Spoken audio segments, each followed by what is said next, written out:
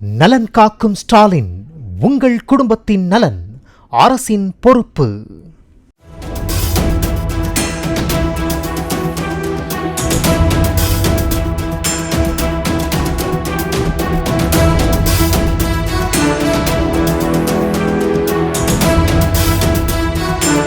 கரூரை அடுத்த புலியூரில் டாஸ்மாக் கடையில் யார் முதலில் மதுபானம் வாங்குவது என்பது தொடர்பான தகராறில் வில்சன் என்பவரை ஒரு கும்பல் சரமாரியாக தாக்கிய நிலையில் மகனை அடிக்காதீர்கள் என அவரை கட்டிப்பிடித்து கதறிய தாய்க்கும் அடி விழுந்தது.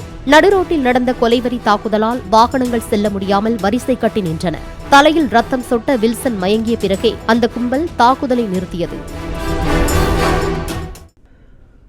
நலன் காக்கும் ஸ்டாலின், உங்கள் குடும்பத்தின் நலன் அரசின் பொறுப்பு.